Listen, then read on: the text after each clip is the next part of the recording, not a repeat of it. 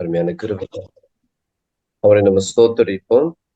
ஆஹ் ஆண்டவருடைய கிருபையினால போன போன வருடத்தின் முடிவோடு நம்ம இந்த முதலாவது புஸ்தகமாகிய ஆதியாகமம் புஸ்தகத்தை நம்ம முடிச்சோம். ஆஹ் உண்மையில அந்த முடிக்கும் போது அந்த கடைசி பாகத்துல இந்த கடைசி ஆக 50ஆம் அதிகாரம் 21வது வசனத்துல அந்த 21வது வசனம் அதை இந்த விட வாக்கு தத்துவமாகவே நாம் சுவாசித்து அது ஜெபித்து ஆண்டவருக்கு நன்றி சொன்னோம். ஸோ அதே போல அதனுடைய தொடர்ச்சியாக நம்ம பார்க்கும்போது எப்படி ஆதியாகமம் ஆதியாகமம் அந்த கடைசி பாகம் பாத்தீங்கன்னா யோசேப்புடைய வாழ்க்கையோட முடிவடைகிறது. ஸோ அதே போல யாத்ராகம புஸ்தகம் பார்த்தீங்கன்னா மோசேயுடைய துவக்கம். ஸோ யோசேப்பினுடைய முடிவு. இது யாத்ராகம் மோசேயுடைய துவக்கம்.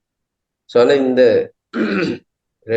ரெண்டு பேருக்கு இடைப்பட்ட காலகட்டம் அது எவ்வளவு நாட்கள் அப்படின்றது நமக்கு தெரியல.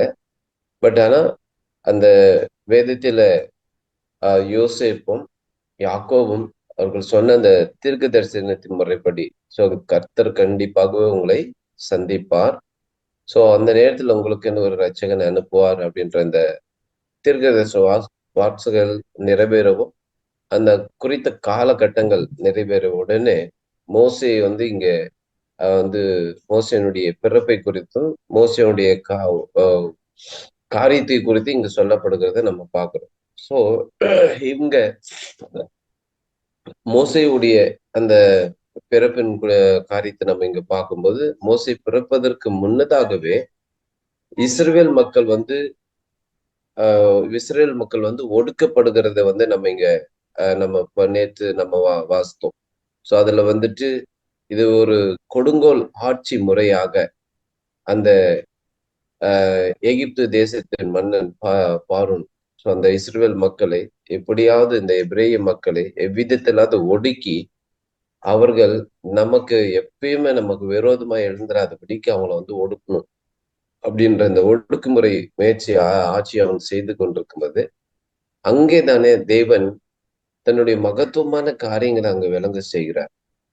சோ முதலாவது பார்க்கும்போது மருத்துவச்சிகளை கொண்டே தேவன் அற்புதங்களை செய்ய வைக்கிறார். சோ ராஜா சொல்லுகிறத பாக்குறோம். ராஜா ஆண் பிள்ளைகள் எல்லாம் கொன்னு போடுங்க பிறந்த அந்த இடத்திலேயே.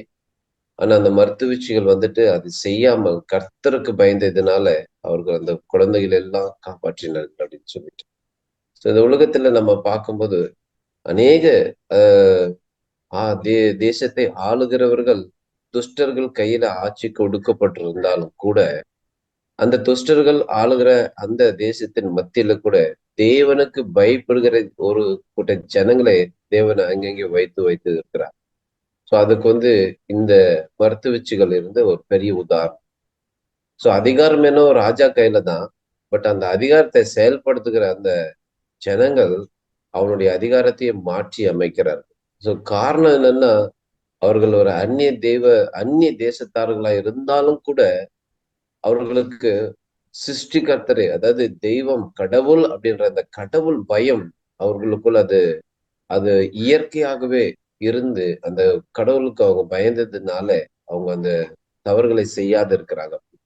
ஸோ இன்னைக்கு நம்மளுடைய தேசத்துல நம்ம வாழ்ந்துட்டு இருக்கோம். நமக்கு தெரியும் நம்முடைய தேசம் தெய்வத்தை நம்முடைய கர்த்தராகி தேவனை நம்பாதவர்கள் அவர்கள் கொடுங்கோல் ஆட்சிக்காரர்கள் இருந்தாலும் கூட இந்த ஆட்சியாளர்கள் மத்தியிலும் கூட தேவனுக்கு பயப்படுகிற ஒரு கூட்ட ஜனத்தை தேவன் இந்த தேசத்துல நம்ம தேசத்துல வைத்திருப்பார். அவர்களும் கூட அதிகாரத்துல இருக்கிறவர்களாக தேவன் நம்ம தேசத்துல வைத்திருப்பார். அவர்களை கொண்டு தேவன் பெரிய பெரிய காரியங்களை செய்வார். அவர்களை கொண்டு தன் ஜனங்களை மீட்கும்படிக்கான ரட்சிப்பின் காரியங்களை அவர்களை கொண்டு கண்டிப்பா ஆண்டவர் செய்வார். ஆண்டவருக்கு ஸ்தோத்திரம் உண்டாகட்டும். ஸோ அதே போல இங்க நம்ம பார்க்கும்போது இந்த 2வது அதிகாரத்துக்கு வருவோம். 2வது அதிகாரம் மோசேயினுடைய பிறப்பு. ஸோ இங்க 2வது அதிகாரம் 1-10 வரை நம்ம வாசிப்போம். லேவியின் குடும்பத்தாரில் ஒருவன் லேவியின் குமார்த்தைகளில் ஒருத்தி விவாகம் பண்ணினான். அந்த ஸ்திரீ கர்ப்பவதியாகி ஒரு ஆண் பிள்ளையை பெற்று அது அழகுள்ளது என்று கண்டு அதை 3 மாதம் ஒளித்து வைத்தாள்.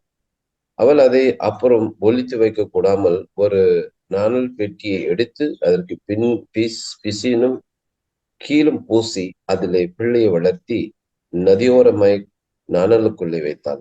அதற்கு என்ன சம்பவிக்கும் என்பதை அறியும்படிக்கு அதன் தமக்கை தூரத்திலே நின்று கொண்டிருந்தாள். அப்பொழுது பார்வோனுடைய குமாரத்தி நதியிலே ஸ்நானம் பண்ண வந்தாள். அவளுடைய தாதிகள் நதியோரத்திலே உலாவினார்கள். அவள் நாணலுக்குள்ளே இருக்கிற பெட்டியை கண்டு தன் தாதியை அனுப்பி அதை கொண்டு வரும்படி செய்தாள். அதை திறந்தபோது பிள்ளையை கண்டால் பிள்ளை அழுதது. அவள் அதன் மேல் இரக்கமுற்று, இது எபிரேய பிள்ளைகளில் ஒன்று என்றார். அப்பொழுது அதன் தமக்கை பார்வோனின் குமாரத்தியை நோக்கி, உமக்கு இந்த பிள்ளையை வளர்க்கும்படி எபிரேய ஸ்திரீகளில் பால் கொடுக்கிற ஒரு ஸ்திரியை ஒருத்தியை நான் போய் உம்மிடத்தில் அழைத்து கொண்டு வரட்டுமா என்றார். அதற்கு பார்வோனுடைய குமாரத்தி, அழைத்து கொண்டு வா என்றார். இந்த பெண் போய் பிள்ளையின் தாயை அழைத்து கொண்டு வந்தாள். பார்வனுடைய குமார்த்தி அவளை நோக்கி, நீ இந்த பிள்ளையை எடுத்துக்கொண்டு போய் இதை எனக்கு வளர்த்திடு, நான் உனக்கு சம்பளம் கொடுக்கிறேன் என்றார். அந்த ஸ்திரீ பிள்ளையை எடுத்துக்கொண்டு போய் அதை வளர்த்தாள். பிள்ளை பெரிதான போது அவள் அதை பார்வனுடைய குமார்த்தியின் இடத்திலே கொண்டு போய் விட்டாள். அவளுக்கு அவன் குமாரனானான்.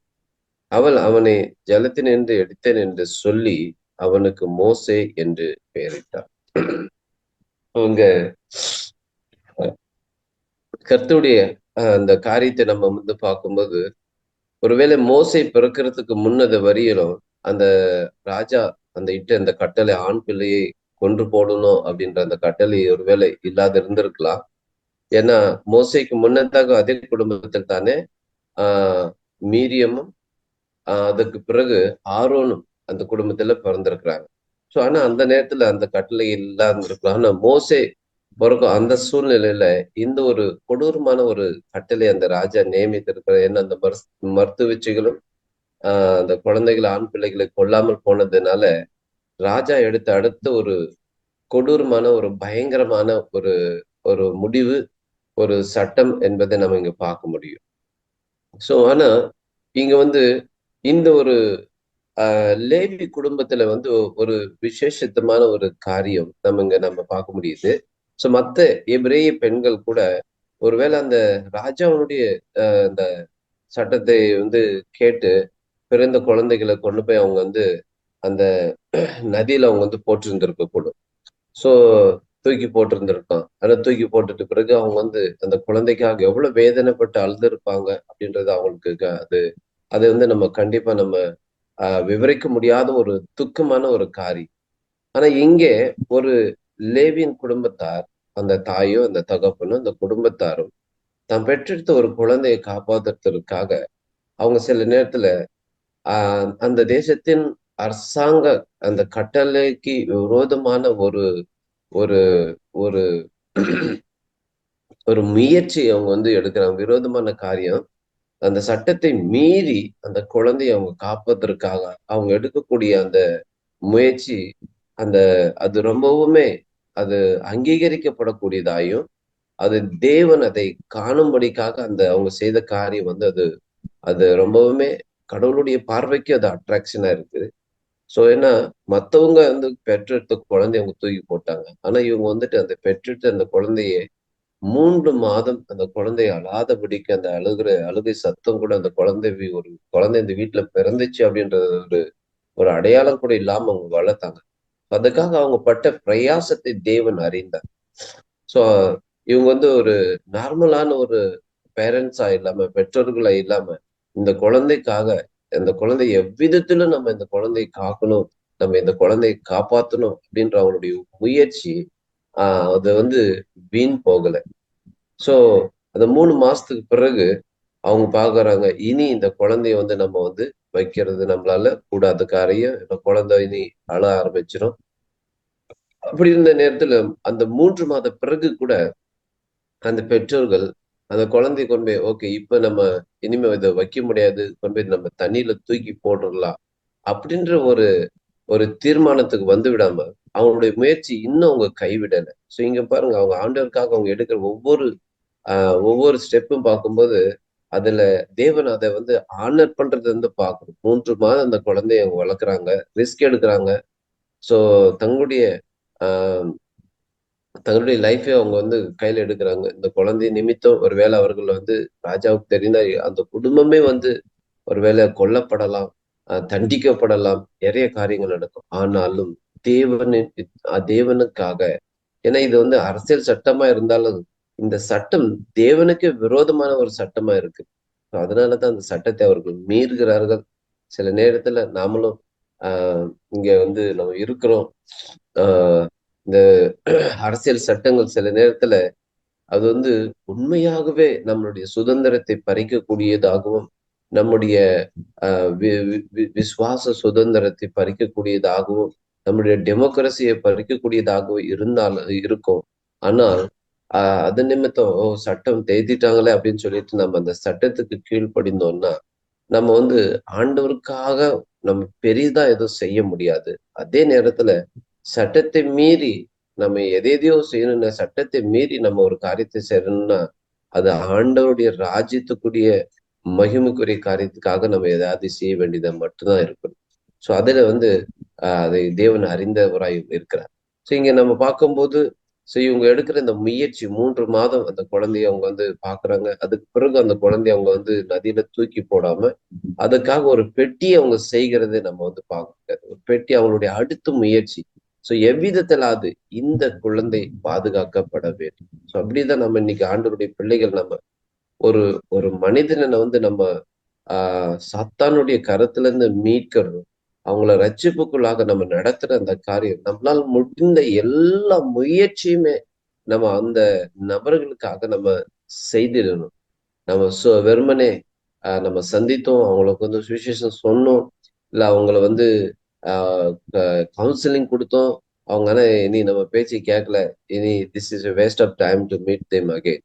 ஸோ அவங்கள வந்து மீண்டும் நம்ம சந்திக்கிறது வந்து இது ஒரு ஒரு ஒரு தேவையில்லாத காரியம் அப்படின்னு சொல்லிட்டு நம்ம என்ன பண்ணலாம், அதை வந்து நெக்லெக்ட் பண்ணலாம். ஆனா நம்முடைய கடைசி முயற்சி வரையும் நம்ம அவங்கள இந்த ஆத்மாவுக்காக நம்ம போராடும் போது தேவன் அதை காண்கிறவராயும் நம்முடைய முயற்சிகளை அவர் அங்கீகரிக்கிற தேவனுமாய் இருக்கிறார் என்பதை நம்ம வந்து இந்த இடத்துல நம்ம கற்றுக்கொள்ளுகிறோம். இங்க மோசே வந்து இன்னைக்கு அந்த அரசியல் சட்டத்துல இருந்து காக்கப்படுகிற ஒரு முயற்சியில அந்த குடும்பம் இறங்கிட்டு இருக்காங்க.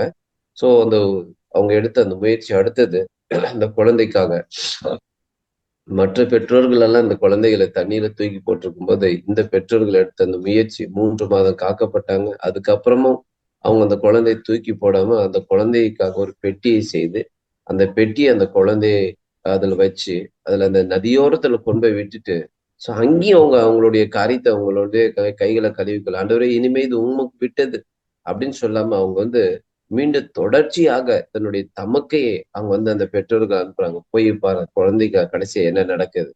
ஏன்னா அவங்களுக்கு ஒரு நம்பிக்கை. So God will do something. ஆண்டவர் கண்டிப்பாக ஏதாவது கண்டிப்பா செய்வார்.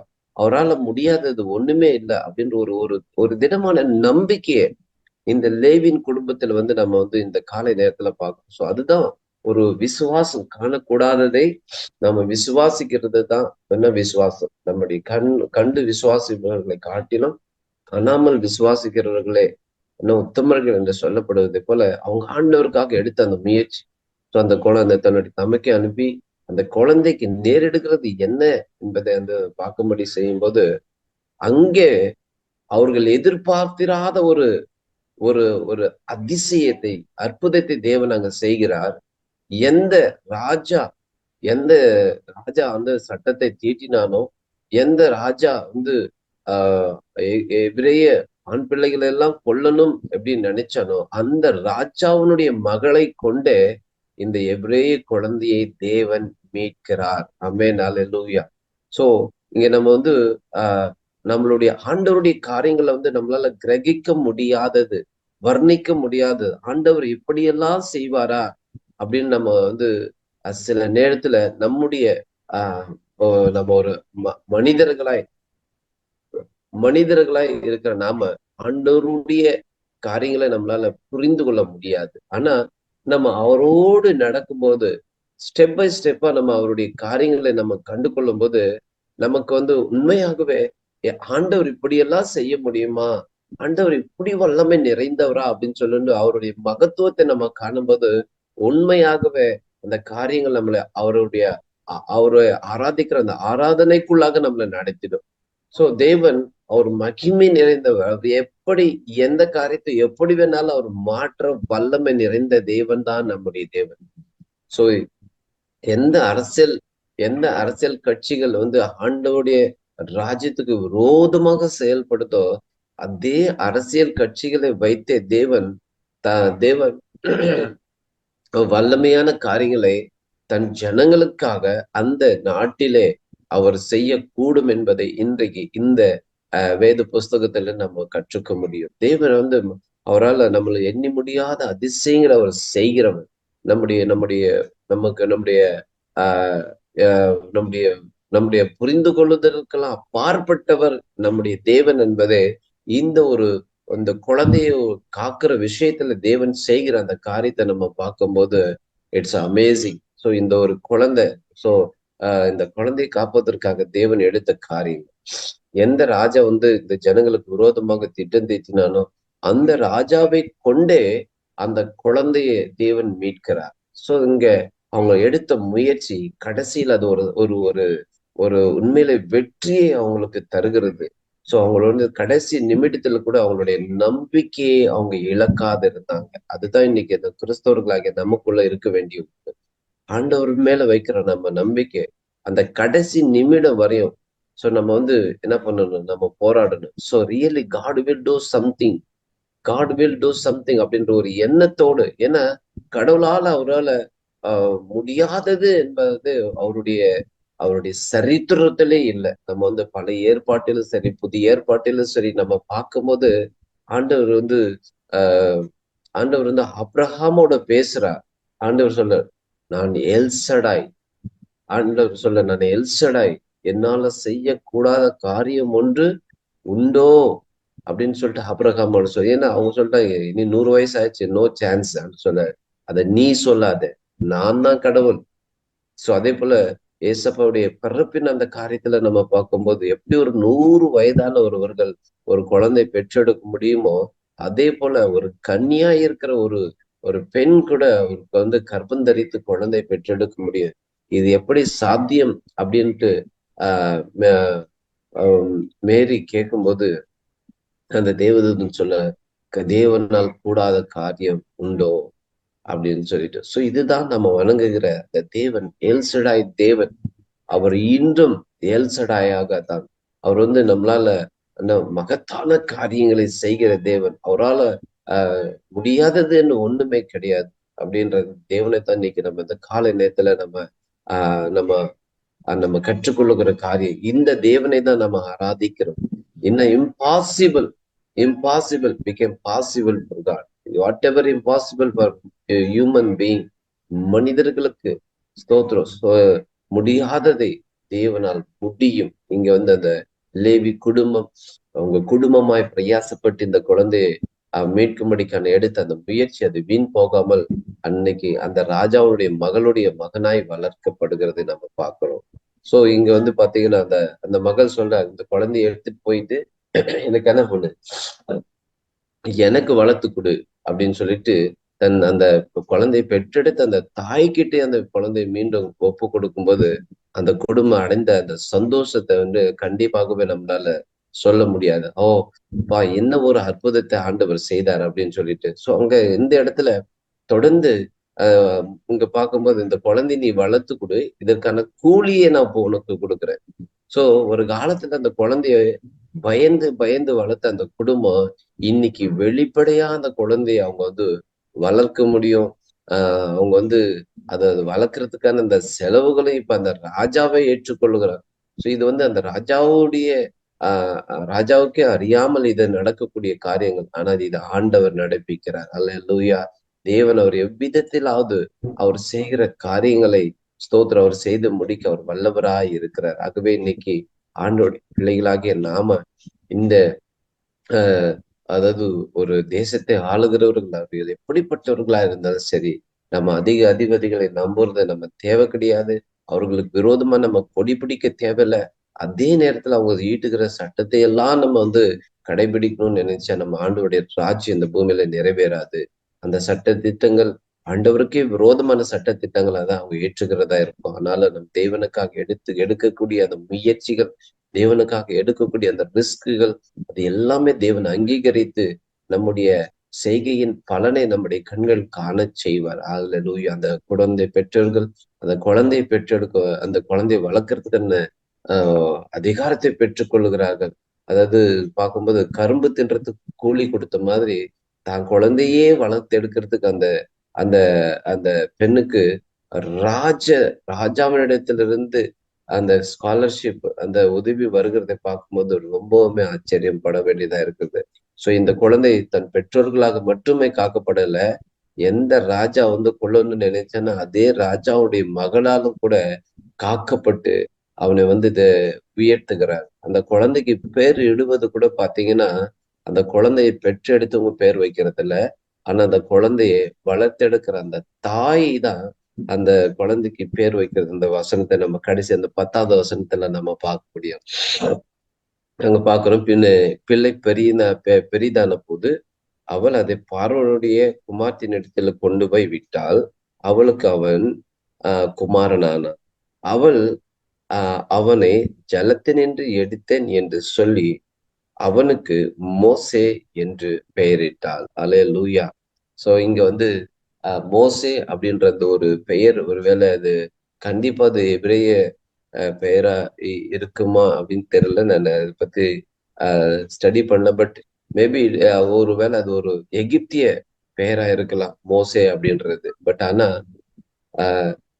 டசன்ட் மேட்டர், அந்த பேர்ல ஒரு வித்தியாசமும் கிடையாது. பட் ஆனால் அங்க அந்த குழந்தையை எப்படி ஆண்டவர் பராமரித்து அவருக்கு பாதுகாத்தார் அப்படின்ட்டு. ஆனா இந்த குழந்தை இன்னைக்கு உயிரோடு இருக்கிறதுக்கு காரணம் அந்த குழந்தையுடைய பெற்றோர்கள். ஆகவே இன்னைக்கு ஆண்டவருடைய பிள்ளைகளாக நாம ஆண்டவருக்காக நம்ம எடுக்கிற ஒவ்வொரு சிறு முயற்சியையும் தேவன் அதை அங்கீகரிக்கிறார். ஸ்தோத்திரம். நம்ம சில நேரத்துல ஒரு ரோடு நின்னு நம்ம உண்மையில ஆண்டவரை குறித்து தானே ஒரு 2 நிமிஷம் நம்ம பேசிட்டு போறது அந்த மனிதனுடைய வாழ்க்கையில என்ன மாற்றத்தை செய்யும் அப்படின்றது ஒருவேளை நாம அறியாத இருக்கலாம்.